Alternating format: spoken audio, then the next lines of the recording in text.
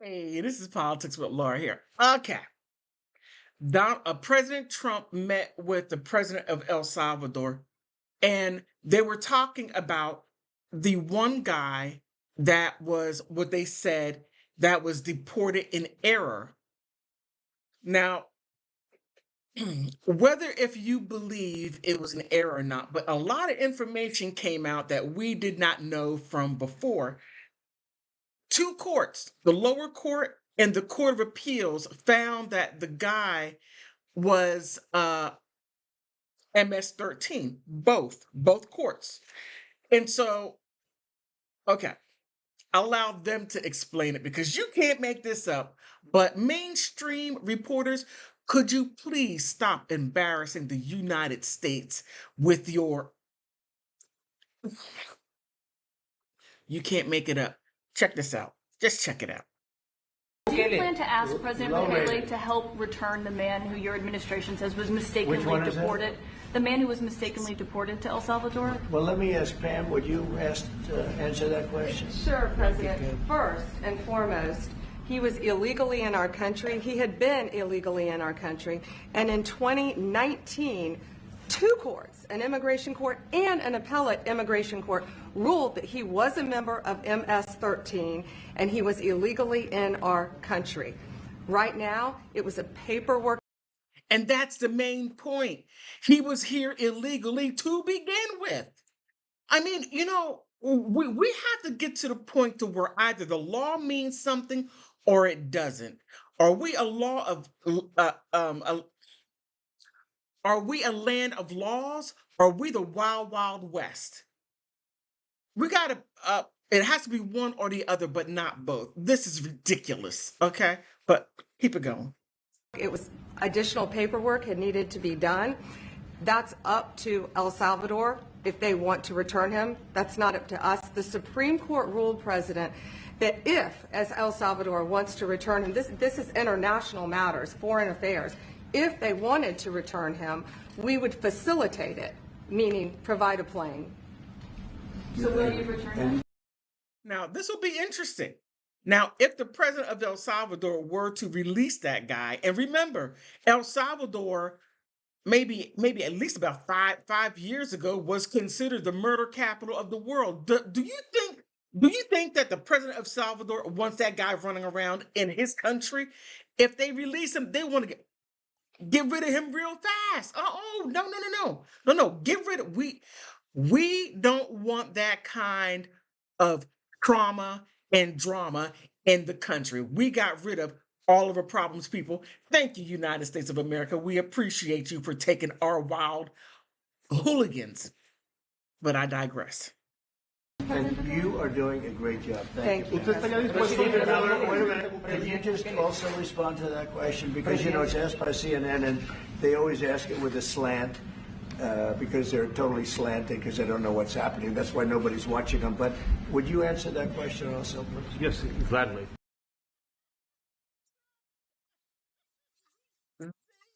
CNN, that's why nobody's watching them. Your ratings are going down. And I got to say, there's a lot of truth to that. So, as Pam mentioned, there's an illegal alien from El Salvador. So, with respect to you, he's a citizen of El Salvador. So, it's very arrogant even for American media to suggest that we would even tell El Salvador how to handle their own citizens as a starting point. As two immigration courts found that he was a member of MS-13. When President Trump declared MS-13 to be a foreign terrorist organization, that meant that he was no longer eligible under federal law, which I'm sure you know, you're very familiar with the INA, that he was no longer eligible for any form of immigration relief in the United States. So we had a deportation order that was valid, which meant that under our law, he's not even allowed to be present in the United States and had to be returned because of the foreign terrorist designation. This issue was then, by a district court judge, completely inverted, and a district court judge tried to tell the administration that they had to kidnap a citizen of El Salvador and fly him back here.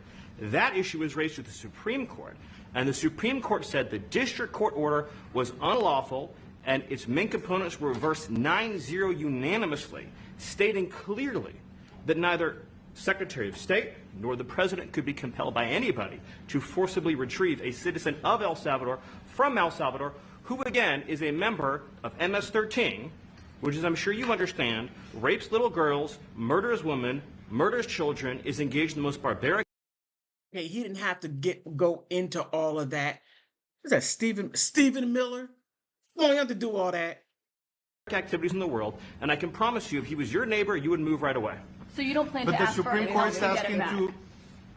to. Wait a minute.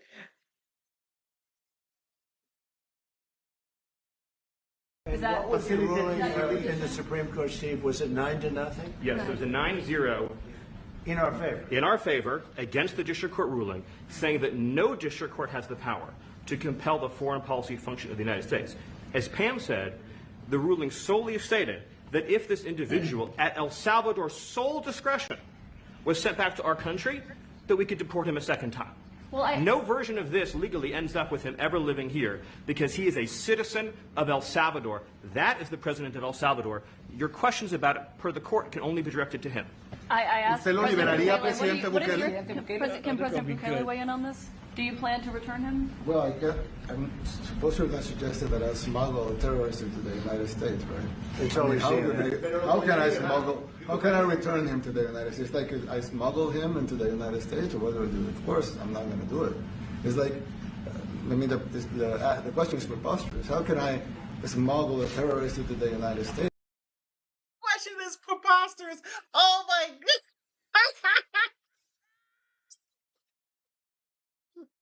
The sad part about it is mainstream media has no level of understanding when you should be embarrassed.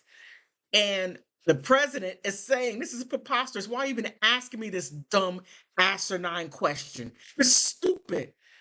Oh, man. Okay. I don't have the power to return him to the United States. So you can release him inside El Salvador. Yeah, but I'm not releasing. I mean, we're not very fond of releasing terrorists into our country. I mean, we just turned the murder capital of the world into the safest country of the Western Hemisphere, and you want us to go back into the releasing criminals so we can go back to being the murder capital of the world? No, that's not going to happen. Well, they'd love to have a criminal, released into our I mean, there's a fascination. They would love it. Yeah. They're sick. These are sick people. Marco, do you have something to say about Yeah, I mean,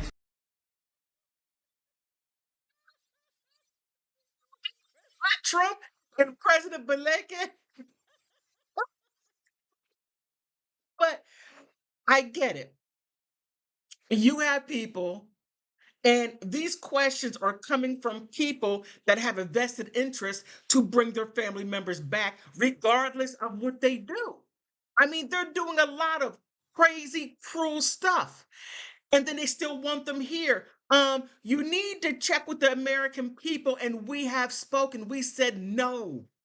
No. In case, no. I mean, I don't know how you want us to say it. Our votes spoke volumes, and many of you Latinos voted the same way. Okay, many of you minorities voted the same way.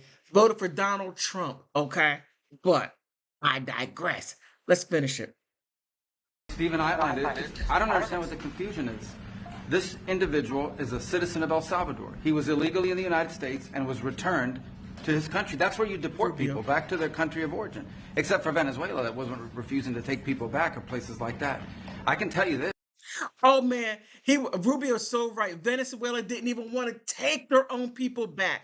What kind of people do you have down there in Venezuela that you let loose on the world? You open those doors up and say, you go right ahead and you can't come back. I mean, that's speaking volumes. And I'm starting to think maybe, just maybe, the United States is one of the safest countries in the world. Every place else is like, I don't know. I very well could be wrong listening to what they're talking about. But let's listen to Rubio finish his statement. Yes, Mr. President. No, the foreign policy of the United States is conducted by the President of the United States, not by a court.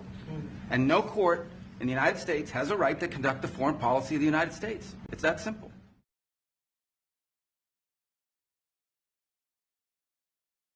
I got to say that was a very interesting meeting.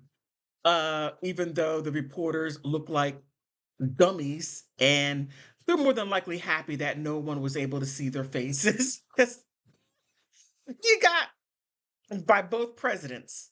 Thought that was quite interesting. My goodness. Okay. And you may disagree with what was said.